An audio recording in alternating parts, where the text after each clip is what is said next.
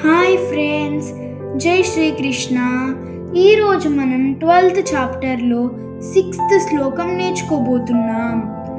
ఏ తు సర్వాణి కర్మాణి మయి సన్యస్య మత్పరాః అనన్యేనైవ యోగేన మాం ధ్యాయంత ఉపాసతే. ఏ తు సర్వాణి కర్మాణి మయి సన్యస్య మత్పరాః అనన్యేనైవ యోగేన మాం ధ్యాయంత ఉపాసతే.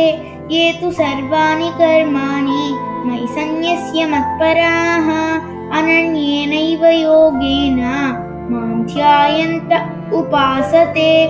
ఏ తు సర్వాణి కర్మాణి మయి సన్యస్య మత్పరాః అనన్యేనైవ యోగేన మాం ధ్యాయంత ఉపాసతే. ఏ తు సర్వాణి కర్మాణి మయి